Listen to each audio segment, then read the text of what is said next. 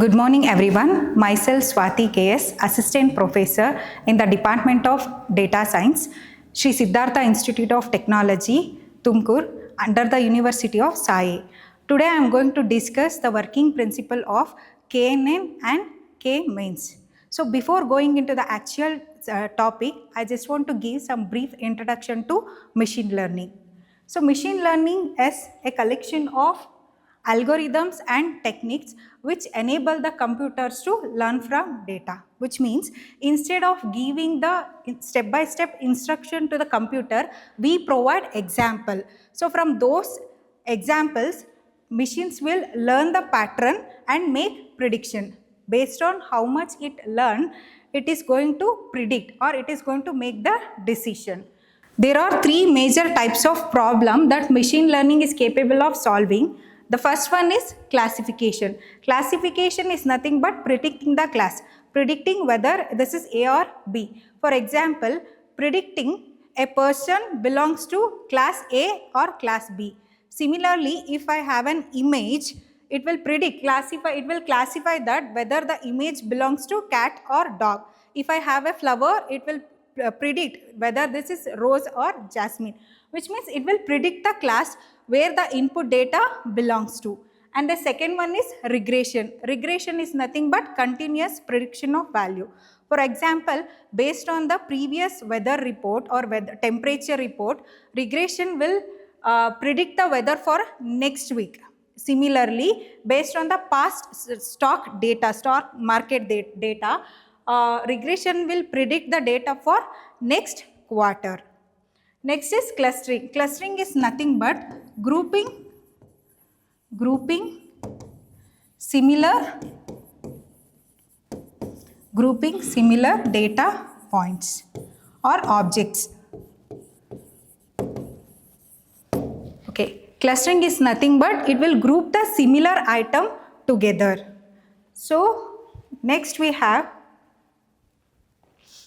types of algorithms in machine learning. Based on the type of data we use, machine learning is classified into two categories. One is supervised learning algorithm and second one is unsupervised learning algorithm. So supervised learning algorithm means where we use labeled data, which means the data which we provide to the computer are already labeled. For some of the example for supervised learning are decision tree, random forest and KNN. So similarly, unsupervised learning means where the data which we give to the computers are not labeled. Not labeled in the sense the examples are not pre-labeled, predefined. So some of the example for unsupervised learning are mean shift clustering, hierarchical clustering and K-means. Now let us discuss the working of KNN. Now let us see the working of KNN. KNN means K nearest neighbor. So here the term K stands for the number of nearest neighbor the algorithm should look before making the prediction, which means consider these two examples. In the first example, I have taken the value of K to be 3. In the second example, I have taken the value of K to be 5. So here, which means this is our new data point. Now this algorithm is going to compare this new data point with the nearest 3 neighbors, because I have set the K value to 3. So it will compare with the nearest 3 neighbors. When it compare with the nearest neighbor, then this new data will belongs to class square. So similarly, in this case, this is our new data point and the algorithm is going to compare this new data with the nearest of 5 classes. When it make the comparison, then this new data will belongs to the class triangle. So that by this it is clear that varying the value of K will change the prediction. To better understand this working, I have taken one example. Here I have small data set of student study time, test score and results.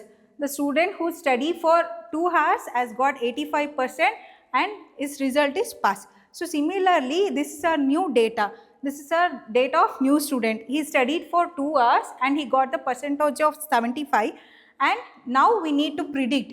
KNN should predict whether this student will pass or fail. So to do this, now the first step is to choosing the value of k. Here I have taken the value of k to be 3, which means the algorithm is going to compare the new data with near shortest distance of 3 neighbors. So after this, the step 2 is calculating the distance. We need to calculate the distance from new data to all other data which already we have in the data set. So how can we calculate? By using the Euclidean distance formula. So Euclidean distance is a straight line distance between 2 points. It's a straight line distance. So Euclidean formula is square root of x2 minus s1 square plus y2 minus y1 whole square.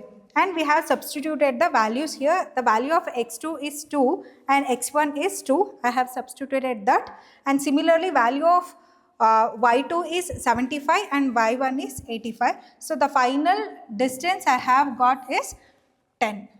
So similarly, we need to do the calculation for all remaining data points. We need to do the calculation for all these data.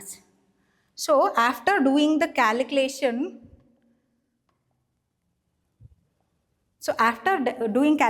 this is our final output or final result. So from this we can see that the student A, from new data to student A, the distance is 10. From new student to B, the distance is 5, 0. So these are the values.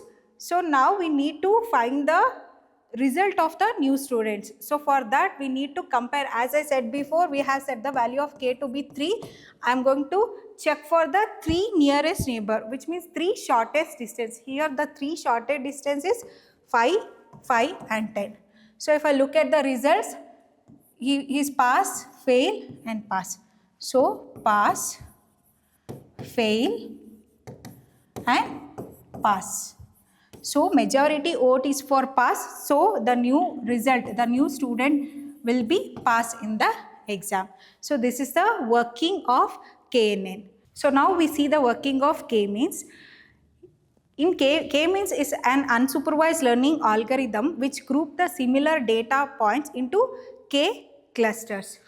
Here the term K means number of clusters. So number of clusters. So to better understand this, I have taken the example.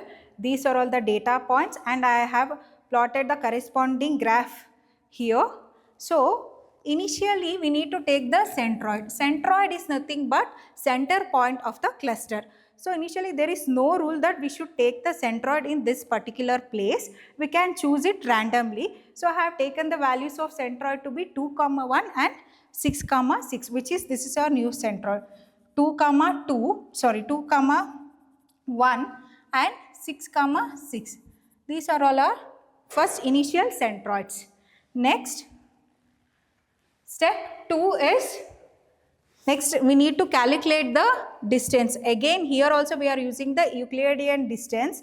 We need to calculate the distance from, so we need to calculate the distance from this centroid 0 to each and every data point. So similarly, we need to calculate the distance from this centroid 1 to each and every data point. So by using Euclidean formula, we can find out the distance. So these are all the procedure. I have simply substituted the values in the formula and the final result is,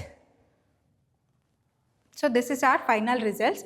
So centroid 0, these are all the shortest distance, and centroid 1, these are all the distance. So here we can see the shortest distance. So point A, B, C is having less distance compared to all other data points. Similarly in centroid 1, D, E, F is having shortest distance compared to other data points. Now the next step is we need to calculate the mean of this. So we need to calculate the mean of this A, B, C and D, E, F. So how can we do that?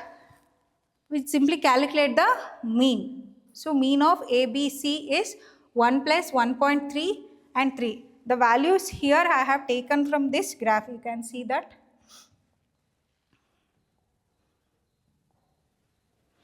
See, these are all the values I have taken to calculate the mean.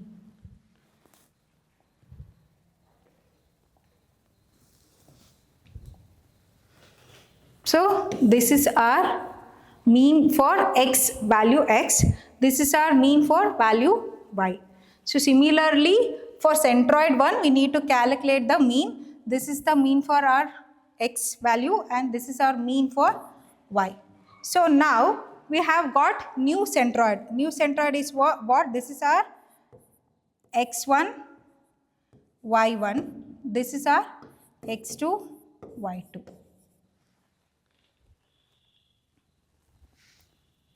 So this will become our new centroids.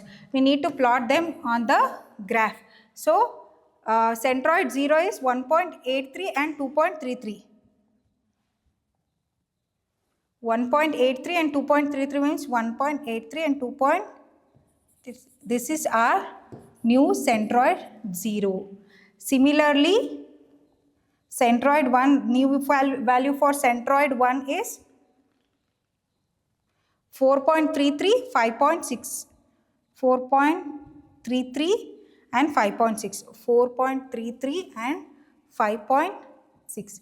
Okay, this will our new centroid 1. So these are all the new centroid we got after doing the calculation. So we need to repeat this procedure or we need to do the calculation until the position of the centroids does not change. Centroids does not change. Which means the value of the centroid in previous iteration is same as the current iteration. At this time the algorithm is converged. So at this time we need to stop doing calculation and those are all our new centroids. So this is the working of K-means. Thank you.